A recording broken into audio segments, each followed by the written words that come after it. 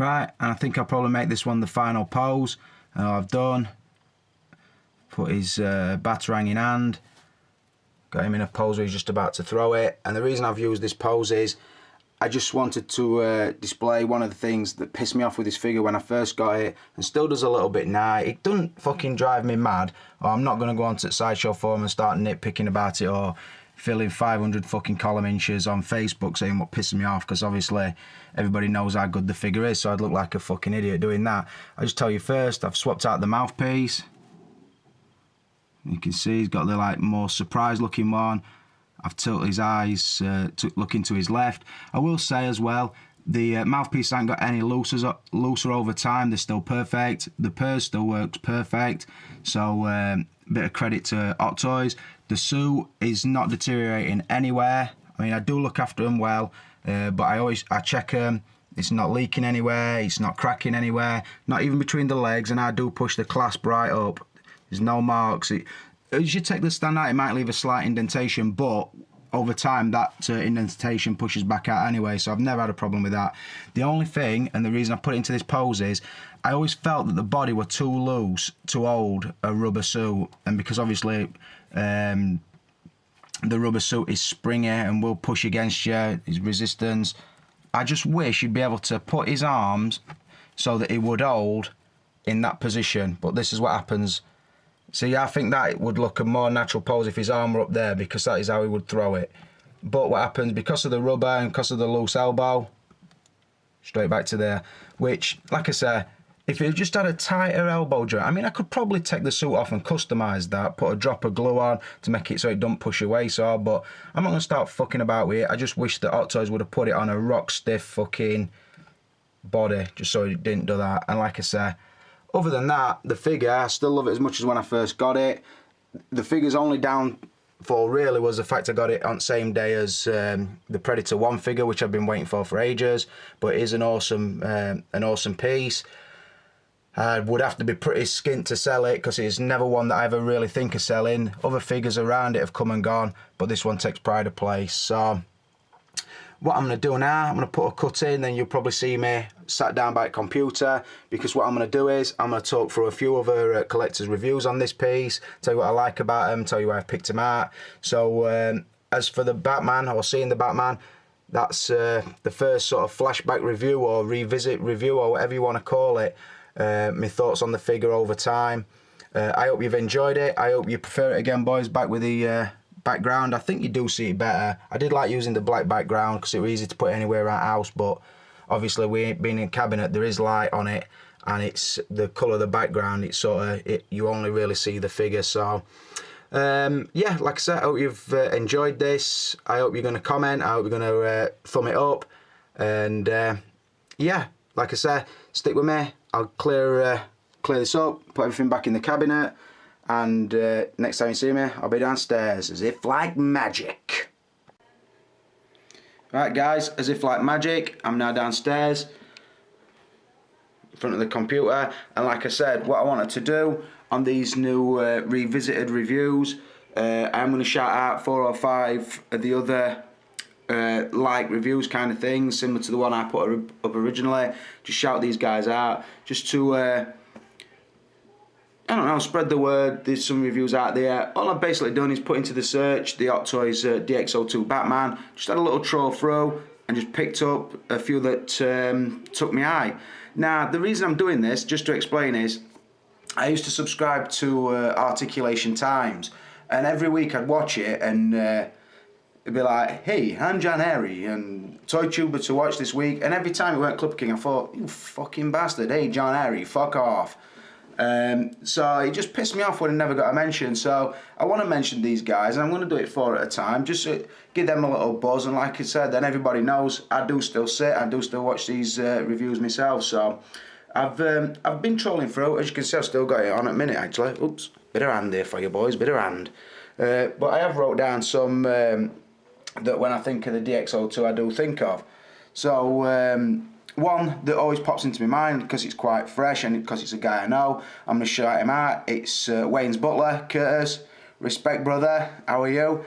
And the reason I shout him out is not only did he do a good review, he actually titled his review, I've got it wrote down, Batman Out the Closet, and he kind of reviews the figure. But also I thought of this because he actually went to the paint sorter building like a rooftop diorama for this figure, and also the interrogation room, which looked fucking awesome.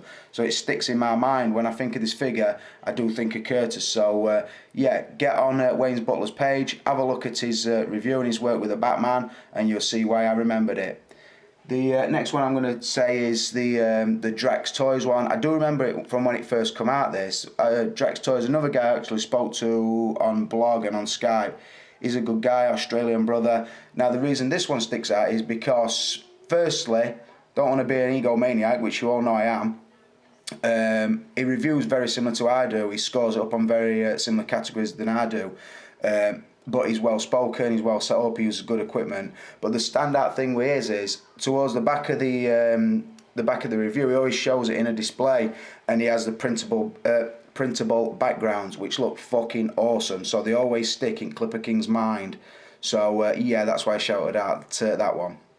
The next one I'm going to shout out is a guy I don't think I've ever shouted out before, but when I put it into the search, it was one of the first ones, probably underneath Sean Long. Sean Long sort of got the monopoly on this fucking review for some reason, got about 90 million fucking views on Batman, but fuck him, until he comes back with his nose blown, I don't want to mention him. So the one under that stuck out and really popped out, and I looked at, were a guy called, he's called Roscoe. I just want to make sure that I get the numbers right so you can check his channel out. Roscoe is Roscoe 0583. Done some good reviews, and like I said, his Batman review popped out. In fact, I've actually got it on now, so no, I'm not talking shit. I've watched through, just started running because I was going to show a bit of the review in this. So yeah, that's another one I spotted. Another one that's I sort of looked for, I didn't wait for the search to come up, is a review by Mr. Luke Skywalker 90.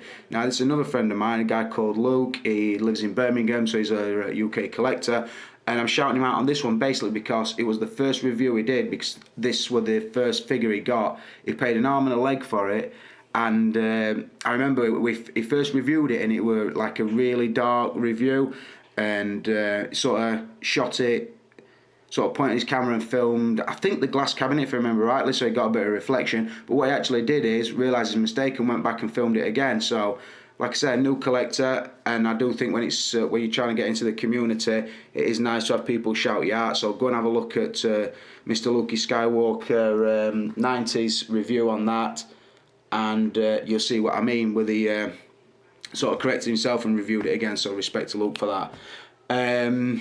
Now then, I'm thinking of a sort of showcase guy. Somebody who would make Batman showcases. I can't really think. I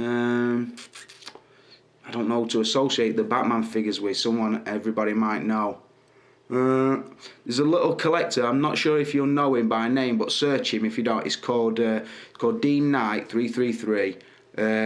Don't hear much from him. He's a, I don't know, just small time really. He's done a few nice showcases using Batman, but I picked out one in particular, and it's just because, although I'm not a fan of Tool, I think this song fits this video really well. And the title of this video is, I've wrote it down so I don't forget it. It's called Clip 1 of 2, and then it says with Tool. So like I said, get on that one. That's a really nice one. Uses little clips of the film and also Dean's wicked poses and lighting. So yeah, have a look at that one. And the thing that struck me as well with that, I've just watched it again now, and it's sort of stuck on, again I wrote this down, 864 views. And I thought, that fucking can't be wrong. When we're living in a world where Sean Long's got 75 million YouTube hits and one of Dean's videos only got 800 odd views. Sort it out, brothers, yeah, get that fucking figure doubled.